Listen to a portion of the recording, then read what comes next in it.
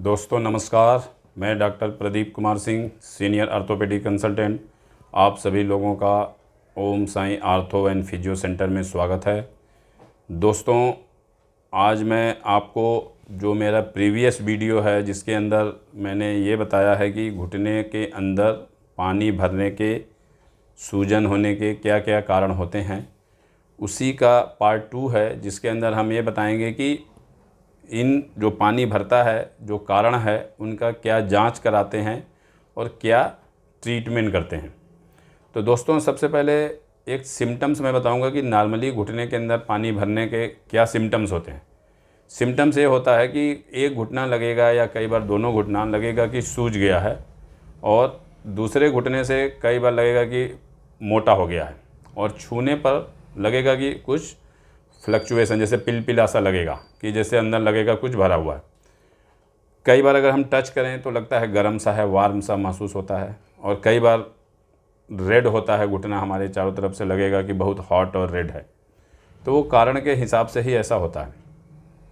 तो दोस्तों, एक एक करके मैं बताता हूँ कि पानी भरने के जैसे कारण चीज़ें बताया था, उसके कारण के अकॉर्डिंग क्या टेस्ट कराते हैं और क्या ट्रीटमेंट करते हैं। तो दोस्तों, सबसे पहला कारण जो मैंने बताया था कि घुटने के अंदर पानी भरने के कारण चोट हो सकता है। जैसे कई बार गिर गए, फिसल गए, ट्विस्ट हो गया, पैर मुड़ गया, तो उसके अंदर कई बार हमको लिगामेंट की इंजरी हो जाती है, या कई बार बोन के अंदर हमें हल्की फ्रैक्चर भी हो सकता है। तब भी कई बार घुटने के अंदर पानी, सूजन और दर्द हो जाता है। तो इसको जाँचने के लिए हमको सब जाँच होता है। उसके लिए सबसे नंबर 1 टेस्ट होता है, वो है एक्सरे। तो घुटने का एक्सरे कराते हैं। अगर हमको एक्सरे के अंदर, अगर बोन के अंदर कई बार कुछ हल्की फुल्की इंजरी या हल्की क्रैक या कोई चीज़ें फ्रैक्चर होगा, तो वो एक्सरे के अंदर दिख जाएगा। और अगर लिगामेंट के अंदर इंजरी है तो वो एक्सरे में नहीं आता, उसके लिए हमें एमआरआई कराना पड़ता है कि घुटने की एमआरआई करा देते हैं, जिसके अंदर हमें घुटने के अंदर एमआरआई जब कराएंगे तो अगर कोई भी लिगामेंट की इंजरी होगी, मान लीजिए ये मीडियल कोलेटरल्स लिगामेंट है, या इधर लैटरल कोलेटरल्स लिगामेंट है, या पोस्टीरियर क्रूसिएट लिगामेंट, या इंटीरियर क्रूसिएट लिगामेंट है, या मेनिस्कस है, जैसे घुटने की गद्दी होती है वो फट जाती है, तो वो एक्सरे के अंदर नहीं दिखता, वो एमआरआई के अंदर दिखता है। तो दोस्तों, इसके ट्रीटमेंट पार्ट में क्या कहें, अगर बोन फ्रैक्चर है, हल्की फ्रैक्चर है, तो वो तो नॉर्मल रेस्ट से और कुछ दिन के सपोर्ट से या प्लास्टर से ठीक हो जाता है, और साथ में हमको थोड़ी दर्द की गोलियाँ और थोड़ी कैल्शियम वगैरह की दवाई देते हैं, तो वो ठीक हो जाता है। अगर मान लो लिगामेंट की इंजरी या मसल ये अंदर मेनिस्कस की इंजरी होती है, तो उसको अगर मिनिमल इंजरी होती है तो वो भी रेस्ट से, थोड़ा ब्रेस होता है, लॉन्ग नी ब्रेस, ये लगा के, कई बार नी कैप लगाते हैं, थोड़ी दर्द की मसल रिलैक्सेंट देते हैं, कई बार दर्द सूजन घटाने की दवाई देते हैं पेन किलर की तौर, और वेट करते हैं, इंतज़ार करते हैं कम से कम 3 to 6 वीक्स। अगर बहुत ज़्यादा इंजरी है, अगर लिगामेंट की अगर पूरा कंप्लीट टीयर है, जैसे ACL पूरा फट गया या PCL पूरा फट गया या मेनिस्कस फट गया, तो उन कंडीशन में हमको दूरबीन से, जिसको कहते हैं आर्थोस्कोपिक रिकंस्ट्रक्शन या रिपेयरिंग, उसको हम करते हैं।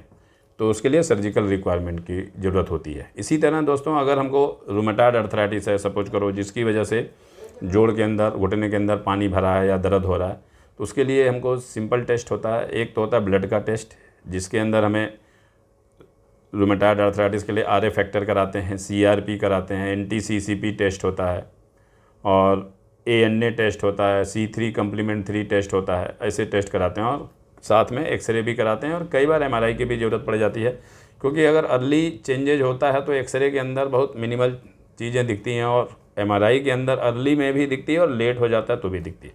तो अर्ली अगर इन्वॉल्वमेंट है घुटने के अंदर, जिसमें सिर्फ पानी भर रहा है, बहुत ज़्यादा घुटने के अंदर डैमेज नहीं है, तो नॉर्मल एंटी रूमेटिक ड्रग्स होते हैं, जो DMRD होती है, उनको शुरू करेंगे, और साथ में थोड़ी पेन किलर, थोड़ी रेस्ट से ये काबू में आ जाता है।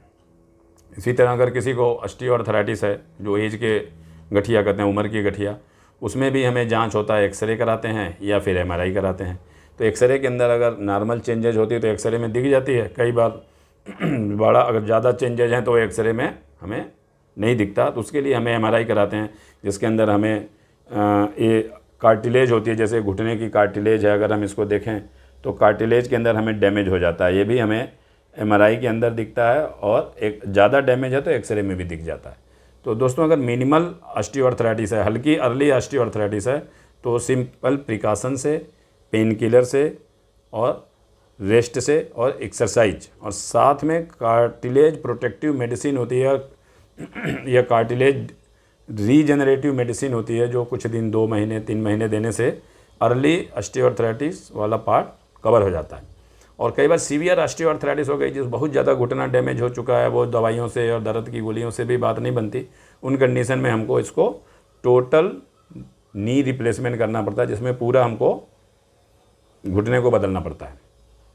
तो ये हुआ ऑस्टियोआर्थराइटिस के ट्रीटमेंट में। दोस्तों, अगर किसी को यूरिक एसिड की वजह से घुटने के अंदर पानी भर रहा है, तो उसके लिए सिंपल यूरिक एसिड की मेडिसिन देते हैं, जो यूरिक एसिड घटाने का काम करता है, और साथ में प्रोटीन का प्रिकॉशंस रखते हैं। प्रोटीन ज़्यादा नहीं खाना चाहिए, जैसे नॉनवेज नहीं ज़्यादा लेना चाहिए, और छोला राजमा सोयाबीन ये सब ज़्यादा नहीं लेना चाहिए, पनीर ज़्यादा नहीं लेना चाहिए, और थोड़ी रेस्ट करना और थोड़ी सूजन घटाने की मेडिसिन देते हैं। तो जैसे जैसे यूरिक एसिड हमारे ब्लड में डाउन होता है, तो धीमे धीमे घुटनों के अंदर से पानी और सूजन भी ठीक हो जाता है। उसी तरह अगर हमारे घुटने की टीबी हो, तो शुरुआती स्टेज में जो पानी आता है घुटने के अंदर टीबी के लिए, उसके लिए भी हमें जांच कराना पड़ता है। कई बार हमें एमआरआई कराना पड़ता है, और कई बार ब्लड का टेस्ट होता है, जैसे ईएसआर होता है, सीबीसी होता है, और साथ में कई बार हमको इसके घुटने के अंदर जो पानी होती है उसको हमें निकाल के सिरिंज से लैब में टेस्ट करना पड़ता है। उसको कहते हैं बायोकेमिकल एनालिसिस, जो फ्लूइड का होता है। उसके अंदर भी हमें टीबी के अगर लक्षण होते हैं कुछ हो, तो उसके अंदर चेंजेस दिख जाते हैं। कई बार अगर पस की वजह से अगर घुटने के अंदर पानी आ रहा है, तो वो भी उस पानी जो फ्लूइड निकालते हैं घुटने के अंदर से, उसमें भी दिख जाता है। और ईएसआर कई बार बढ़ जाता है, सीआरपी बढ़ जाता है, और एक मांटुक्स टेस्ट होता है, वो भी टीबी में बढ़ता है। एक होता है टीबी गोल्ड टेस्ट, या जीन एक्सपर्ट स्टडी होती है, जिसके अंदर टीबी हमारे शरीर में कहीं हो तो वो बताता है। तो टीबी अगर अर्ली स्टेज में है तो, और लेट स्टेज, तब भी हमको टीबी की दवाई देनी पड़ती है, जिसको कहते हैं एंटी ट्यूबरकुलर ट्रीटमेंट। और दोस्तों, बोन के जो टीबी होती है उसको ट्रीटमेंट थोड़ा लंबा देना पड़ता है। नॉर्मल अगर फेफड़े के टीबी के बनस्पत, इसका कोर्स हम कई बार साल से लेकर 1.5 साल तक देते हैं।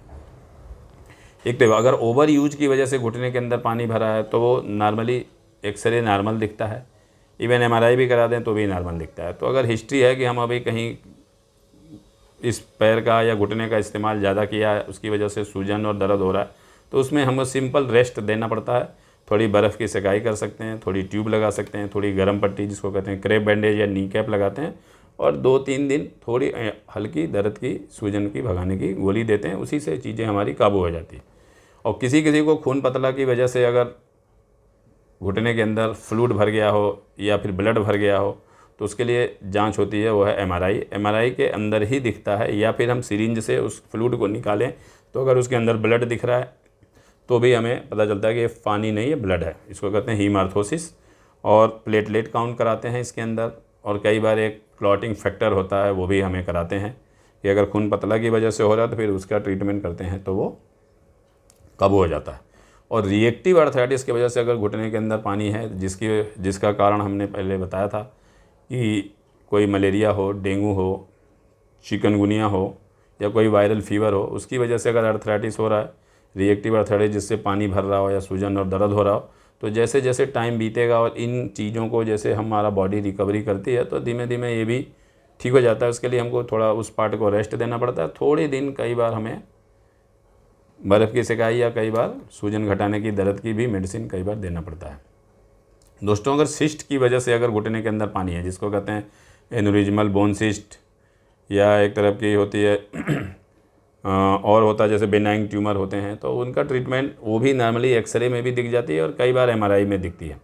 जो बड़े मैलिग्नेंट ट्यूमर होते हैं, जैसे ऑस्टियोसार्कोमा है, जाइंट सेल ट्यूमर है, कॉन्ड्रोसार्कोमा है, इस टाइप के जो बड़े कैंसर होते हैं, वो एक्सरे और एमआरआई ये दोनों में दिखते हैं। और कई बार उनको बोन की बायोप्सी करनी पड़ती है, जिससे ये पता चले कि किस टाइप का हमारा ये कैंसर है, तो उसके अकॉर्डिंग हमको ट्रीटमेंट देना पड़ता है। तो दोस्तों, मेरा लास्ट में मैसेज यही है कि अगर घुटने के अंदर पानी हो, सूजन हो, दर्द हो, तो इसको इग्नोर नहीं करें। उसको ज़रूर अपने नज़दीकी जो भी आर्थोपेडिक डॉक्टर हों उनको ज़रूर दिखाएं, और उनके सलाह के मुताबिक ही अपना प्रिकॉशन रखें और इलाज करें। और दोस्तों, ये मेरा वीडियो अच्छा लगा हो तो ज़रूर लाइक और सब्सक्राइब करें। Thank you.